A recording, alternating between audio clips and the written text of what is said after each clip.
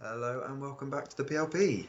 Thought I'd join you for the second time in midweek, as we've got a few different competitions to cover on the same night. Always good to just bring a bit of context and narration to it all. So we've got two live League 1 games and a result as well from Thomarse against Swindon. Two live League 2 games and a result from Chesh's game. One EFL trophy, third round or northern quarter final, however you want to phrase it, with Foyverton trying to make it to the semis. And then we've also got scores and tables from the Champions League and Europa League, where myself, Matt Warrington and Wyman's Dan City are all pretty much home and hosed, but trying to cement some top 8 places. So 5 different competitions for one evening. Evening in game, of course. We're starting in League 2.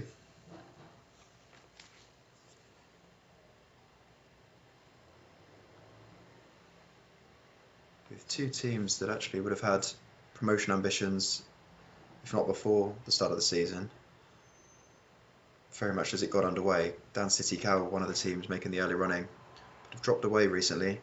The Sky Lews, it's still difficult to actually tell where they are because they've got so many games in hand.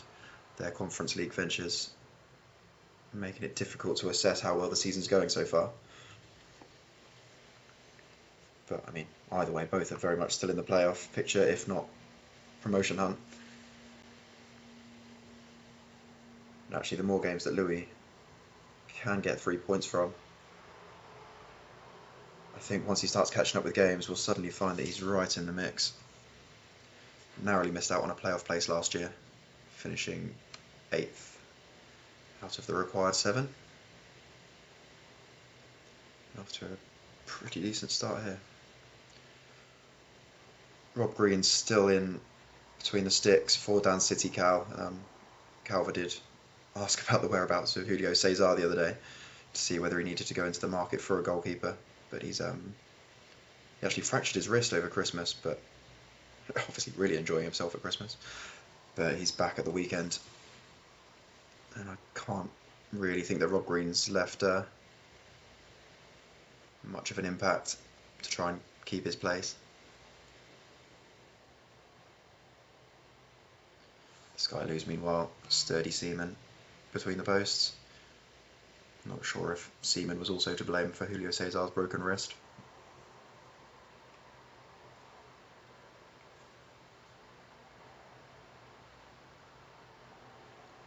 And Giggs past Seaman, not for the first time.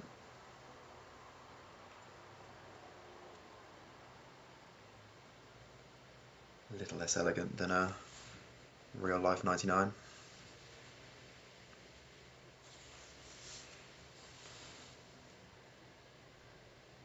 Sinchenko actually, who got the assist, he's another one that's been subject to transfer bids over this January.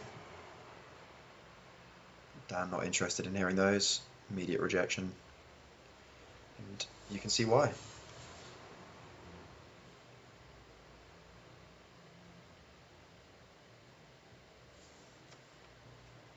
There's been no real sign of transfer movement from either, actually. I think Dan City put Hasselbank on the transfer market at the beginning of the window, and will have had a look around, I'm sure. But I think all the pieces are there to put together a good season. The Sky Lews, meanwhile, have a pretty bloated squad, having inherited half of Coventry's Premier League history. The only player to keep an eye on there would maybe be Darren Huckabee, who I know is getting interest from Connor at Norwich, understandably. I think both have a bit of sentimental value when it comes to Darren Huckabee. Only 1 week left, or 1.5 weeks left of the transfer window. 2 more waiver windows to try and claim people.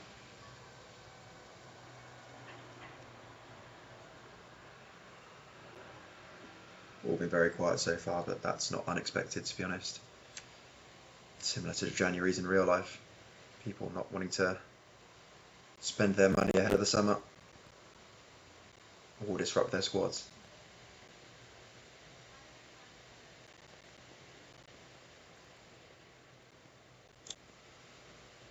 I say that. The aforementioned Connor did bring in about 6 different Norwich names the other day, including the likes of Yusuf Safri and Anthony Pilkington, which were obviously integral to the conclusion of his season. Grant Holt also coming through the door. Timo Pukki. 1 or 2 others I've forgotten, I think.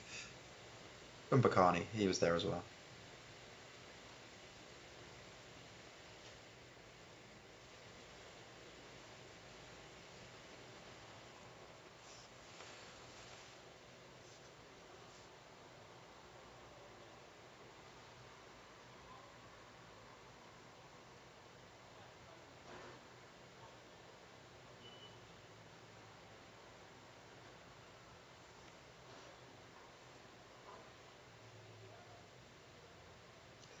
I thought Paul Merson had only just come on. He's just walked straight back off again.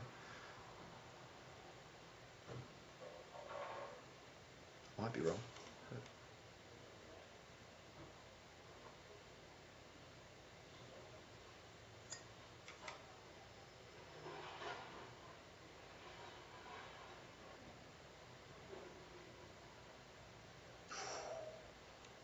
Rob Green at the back post. I got so confused then.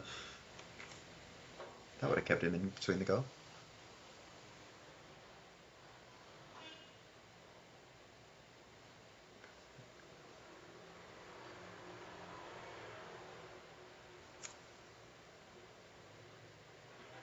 Any late drama. It's been mostly Louis, to be honest, despite already having that lead.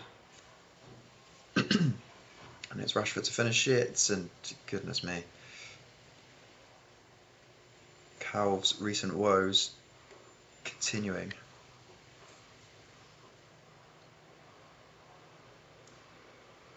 I thought that had taken a deflection. It's just Rob Green strolling out and not doing anything. I'll be longing for Cesar to actually come back at the weekend, even with a broken wrist, I think.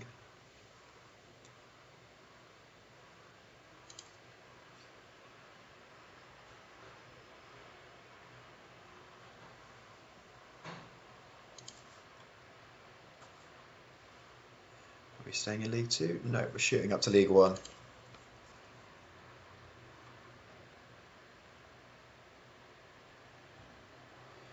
Levi's FullofStrangeham at home to West Ham C, who we saw the other day as well. Ollie Solskjaer's West Ham C. Solskjaer recently coveted, let's say, by Manchester staff's director of football, Liam, but unavailable because of these West Ham commitments. He ended up with David Moyes, of course.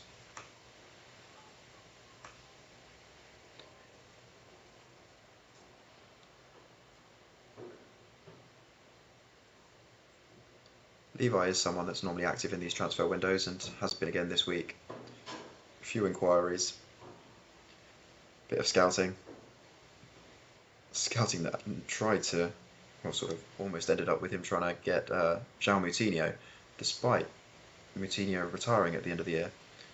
I mean, that would have been allowed, but Moutinho was not interested in moving to West London for the final 6 months of his career. Only in a coaching capacity, couldn't move him as a player.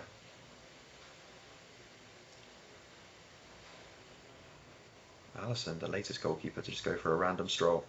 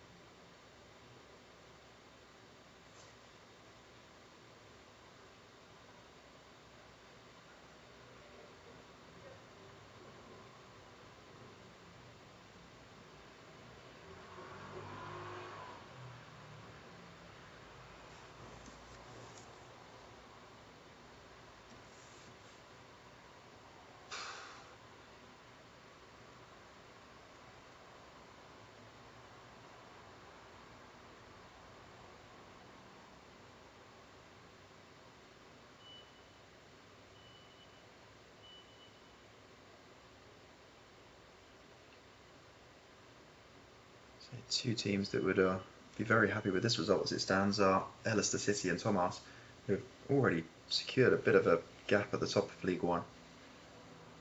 Foyverton dropping points and dropping out of that race really. And FullofStrangeham, a loss here would put them in the same category.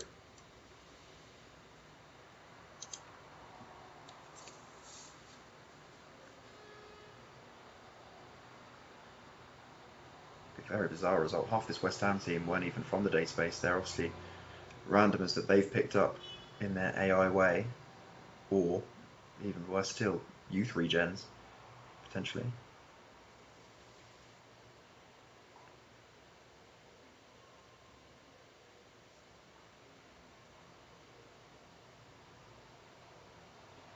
So I've heard of Martin Allen and Jack Collison in the middle with Kovac, Yarmolenko and Matty Holmes out on the wings. So there are some recognisable faces, and actually the substitutions they've made have made it a bit more of a familiar lineup. But definitely not a lineup that should be beating Levi's boys away from home. Had a few random results in League One recently. Bradford got a 3-3 draw at Ellister the other day. Huddersfield turned over Foyverton. But this would be right up there in terms of the surprises. Even a draw.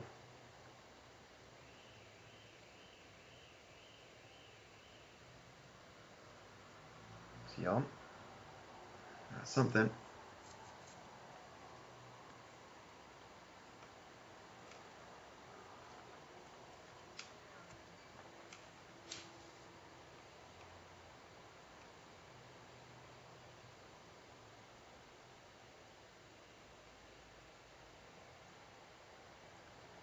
But it's only a point.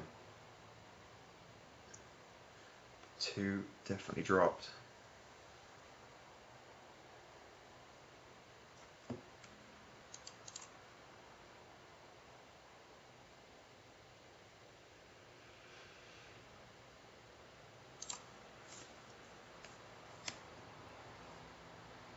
Staying in League One.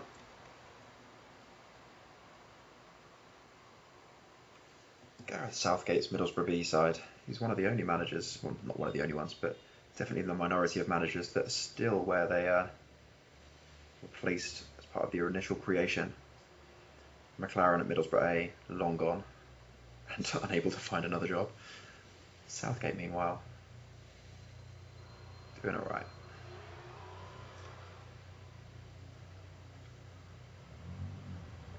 Coming up against Sir Alex Ferguson's Ellister team that are pushing on to become League One champions. Director of Football Matty said the other day he doesn't want to change anyone even this January, probably not in the summer either. Yet to make any meaningful transfer or sale.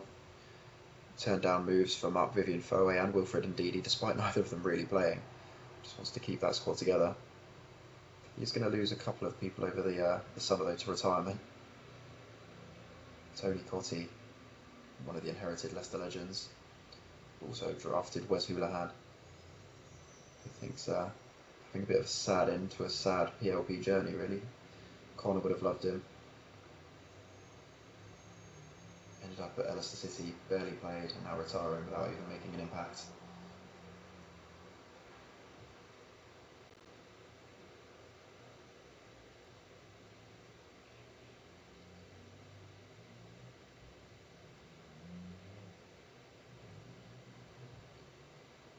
There's some fun names in this Middlesbrough B team though.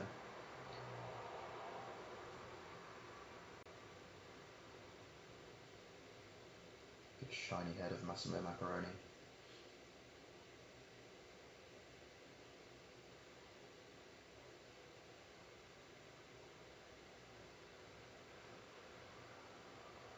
With a few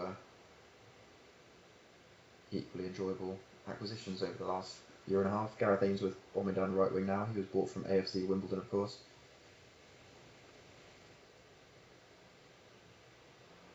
Nigel Worthington, taken from one of the Sheffield Wednesday teams.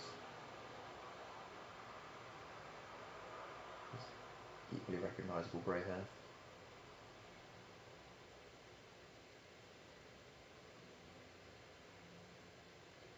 And you've got likes of Michael Reisiger, Emerson, Alvaro Negredo as well, who have all put together a pretty handy first half to continue this weird period of League One surprises. So much so that it's forced Neil Lennon onto the pitch.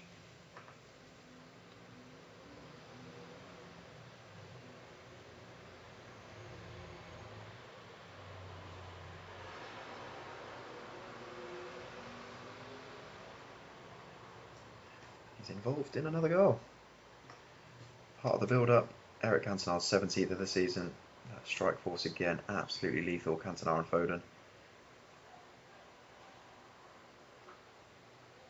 Turning Derek White inside out.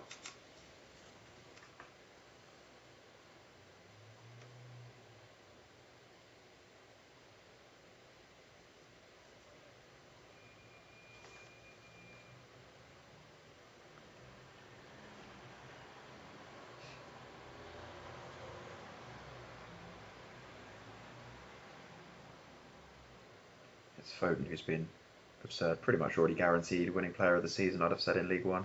No one coming anywhere near him. Probably the Golden Boot too.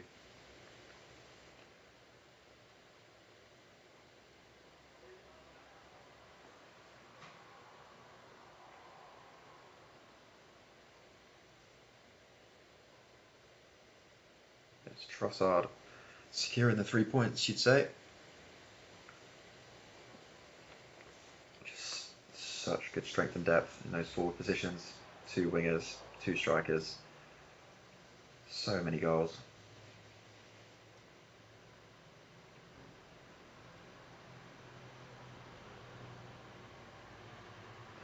Said that they don't use Mark Vivian Foe. He's...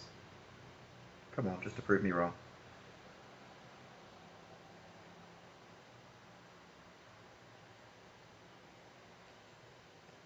You can hear Louis cheers from here. We know how much he loves a dead person.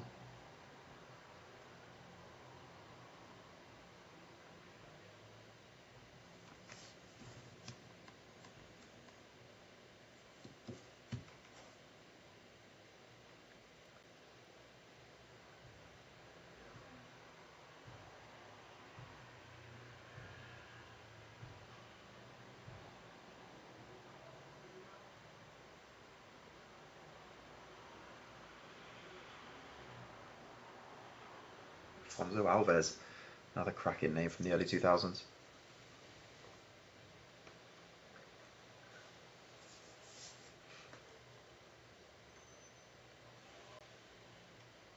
I think this Middlesbrough B team, just as a default squad, also had Paul Gascoigne, Christian Karambou, I think, as well. Alan Boksic, maybe. Rochenbach. Obviously, they've been raided by the draft, but good fun to start a save with.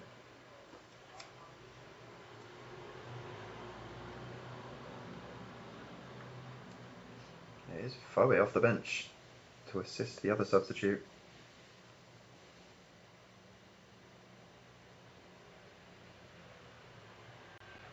Rare that you see the defensive winger deployed on FM.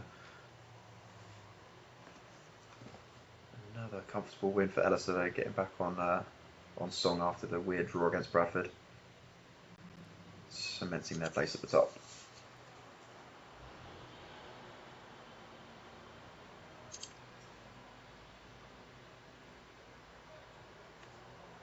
Getting all the league action out of the way, which is handy, before we turn attentions to the EFL trophy. And Bustin Villa still going pretty well under Ron Atkinson's stewardship, up against Eddie Howe's Sheffield Wednesday B, who are simultaneously struggling in the league. You can see 23rd, but 2 of those 4 wins have come against drafted teams in recent weeks, just to upset the apple cart slightly. Would be a shock here, but I've got a habit of cursing teams by telling them points are in the bag.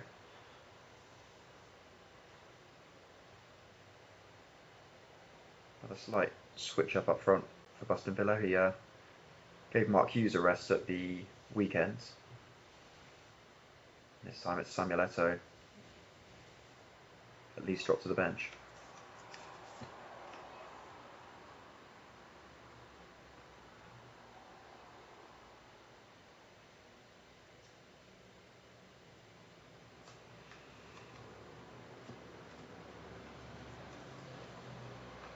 standout names in, well, depends on your age, I guess. There'll be some people amongst the drafters that do remember most of those Sheffield Wednesday players from sort of the early mid-90s.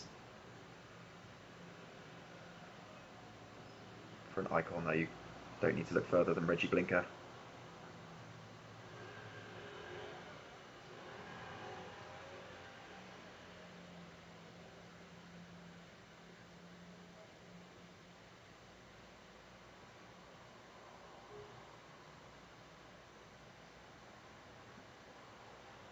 Chris Wood's in goal as well, former England international, conceding to another Tammy Abraham. Looked offside. Maybe that's why Chris Woods didn't bother diving at all. Or might have just been his creaking back. Still no John Terry for Paul's Bustin team. Mark Wright this time partnering LaBeouf. Sometimes it's been Nathan Ake at the back.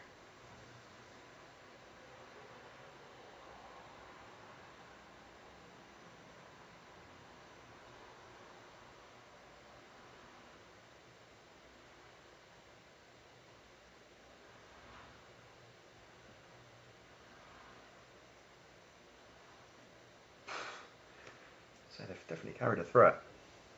Found some form in non-draft terms over the sort of Christmas, January period. Still likely to go down, you'd think.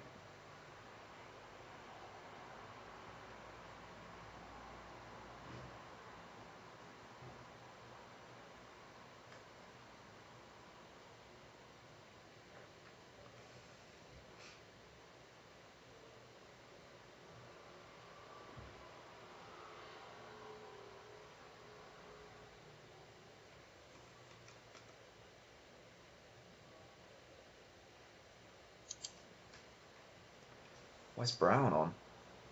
To be honest, I completely forgot he was there. Definitely hasn't been one of the chosen ones while John Terry's been out. Very rare appearance. Picked up in either the summer draft or in the waiver window that followed. Just for squad reinforcements. Can't imagine he's going to survive this summer's cull. You never know.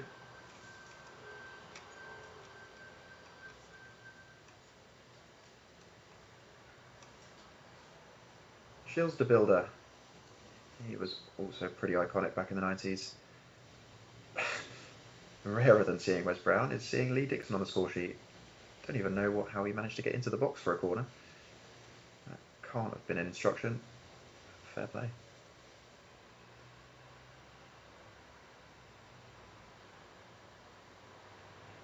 Maybe Martinez just got so bored of listening to his nonsense up close he sent him up.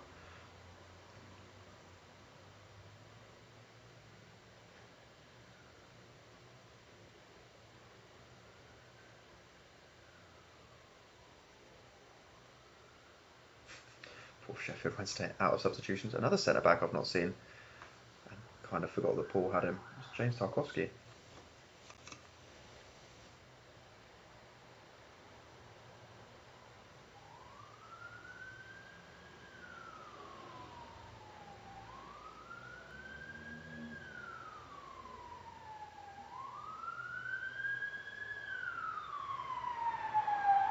But only his 5th of the season. You'd expect a few more than that. I think Paul definitely would have done. If he's going to mount a playoff challenge, you'd want Lampard nearing 20 rather than sat on 5. Part of the reason he sacked Mourinho last year was the overly defensive shape, bringing in the famously offensive Ron Atkinson. Not many more offensive managers than him. The fact that Klas Ingerson is only 1 behind Lampard for the season tells its own story.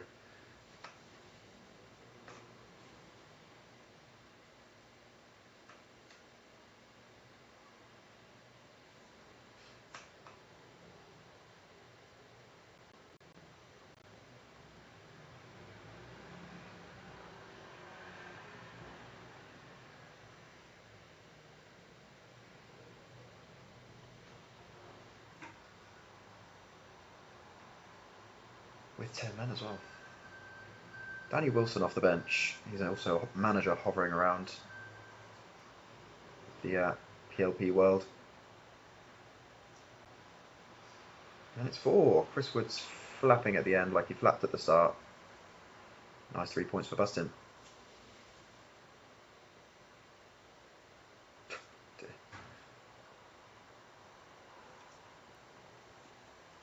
Might not be done either.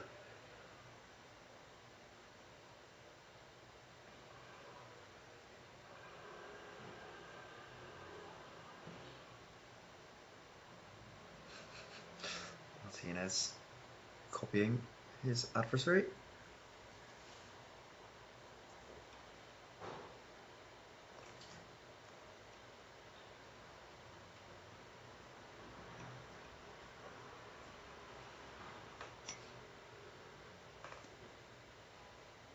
Simon Donnelly. A random name, but an expected scoreline in the end. Or at least an expected 3 points.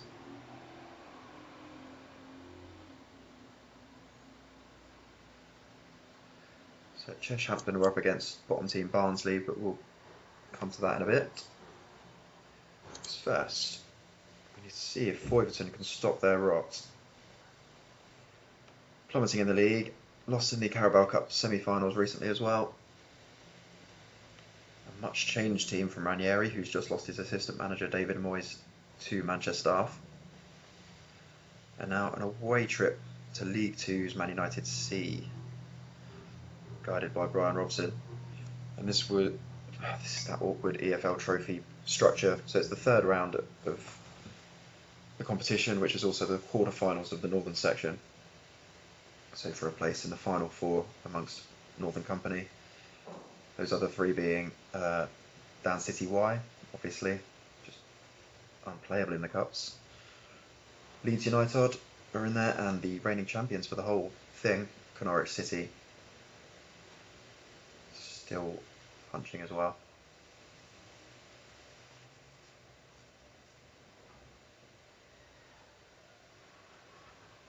But given recent form, it's definitely not a foregone conclusion that they'll go through here.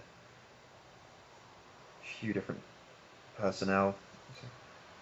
Ramirez off the left, the former Southampton midfielder, in front of Julio Arca, another rare outing for him. And a bit of a changed strike force as well. Tim Howard in goal. Mendy dropped. Yeah, Liam Delap getting a run alongside Patrick Kluivert. No Tevez. No Ronaldo. No Sterling.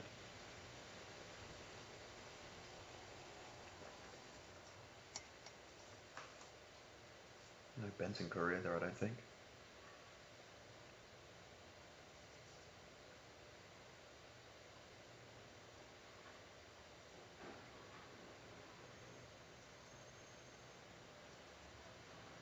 That's a well-worked goal there.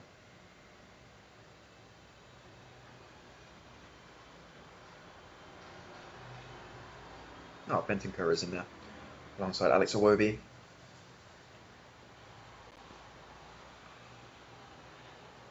Recognisable names for the home team. You've got Darren Randolph, who obviously been bought from a West Ham side at some point. You've got youngsters like Aidan Heaven playing. Another acquisition, I think it's Dwight Gale up front. Yarmouth from Brentford. 17 goals for Kluivert. Not sure where they've come from.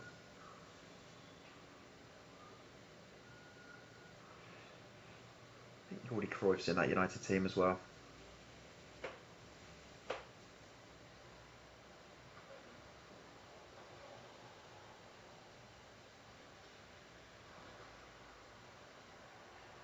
Here's John Flanagan, bought from a Liverpool team. Got Brandon Williams on the left alongside Alex Telles. And none of them look like doing any damage to Jamie's Foyverton side. But we've rung the changes at half time as well. Harry Redknapp will be delighted to see Neko Cranshaw on. Always a pleasure.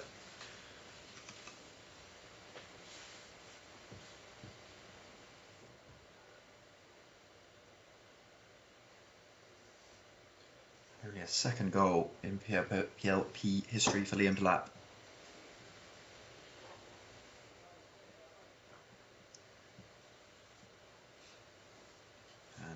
secured place in the semis, northern semis. See the exact same things happening in the south.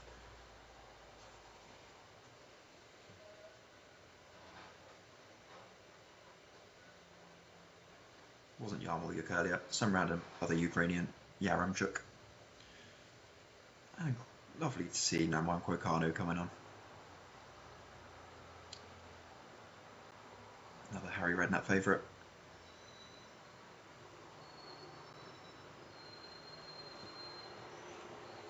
So after this, we'll go back up to League One to see how Thomarse got on against Swindon. Drop down to League Two again to see how Cheshampton fared at home to Barnsley. You'd expect another easy 3 points there. And then we'll also go and check on matters in Europe. Only 2 more group games left for the Champions League and Europa League participants. What a goal that is.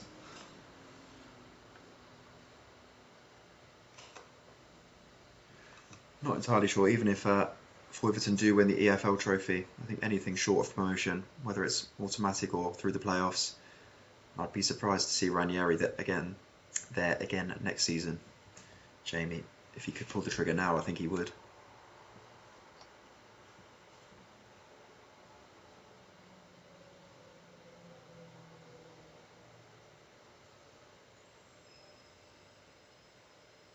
Joseph Yobo.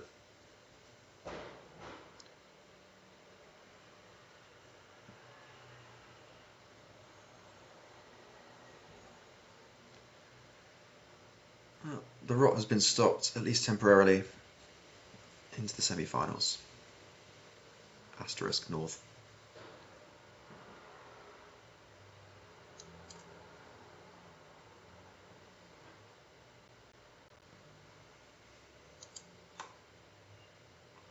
Right.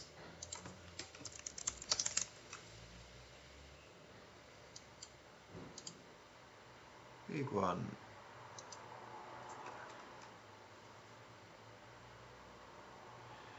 Nice comfortable win for Thomarse.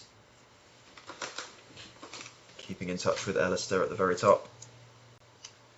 Opener from Fjortoft, cancelled out by Giroud, who was denied a big money move to Saudi, expectedly. Badia Shiel and Garnacho finishing him off. See what that's done to the table.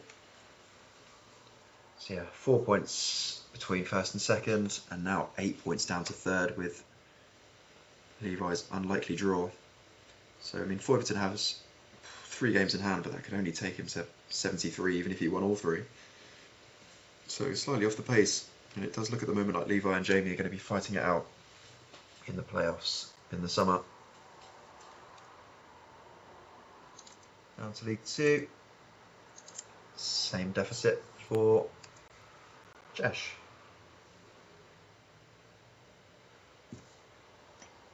Other way this time, they took the 3-goal lead before conceding.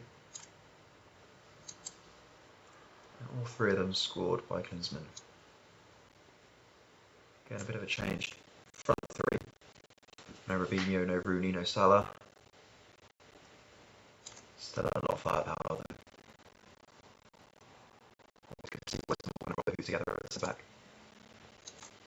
And that puts him on the periphery of those playoffs. He's played quite a few games though. Still, I've got quite a few games in hand. So has Lawrence's White Hart Chamberlain. Then he looked down to the Sky Lews from earlier. 4 points off the playoffs with 5 games in hand on the red wall. 7 on AFC Wimbledon, who have crept up in recent weeks. You'd also look at Warringham and say that 3 games in hand on Dauncey Devils puts them in a very good place for automatic. Down City Cow dropping down to mid-table, but still, I mean, look how tight it is. Only 9 points from 15th up to 4th. Very close. Right, go to the Champions League. Are they still playing? Or are they finished? We're done. Oh, win in Denmark.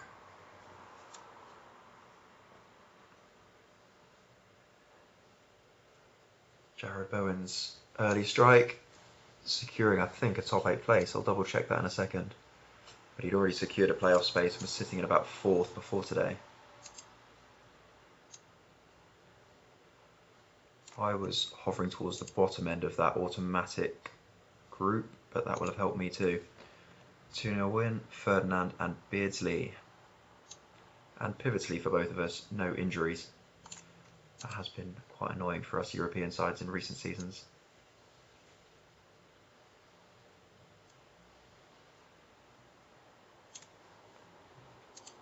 See how the table looks. So no, technically no one's qualified automatically yet. But in a decent position. So close.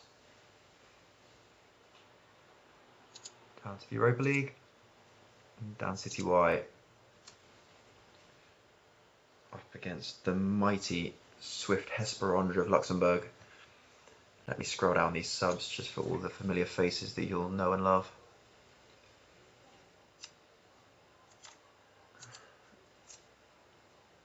Not entirely injury free for Wyman, but it is substitute goalkeeper Richard Wright to fall. Other than that, a massively changed team. Lots of rotation, lots of young players who I've never heard of. But actually, I don't think that will be a problem. 22 shots to their 0. Bless them.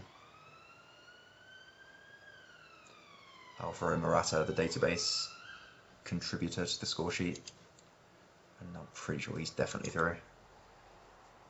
And only 5th, so still has work to do on the final day to skip the extra round. Any manager sackings today? Nope.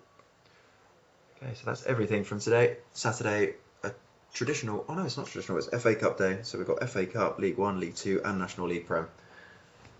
So FA Cup 4th round action, always a fun day, and I'll catch you then.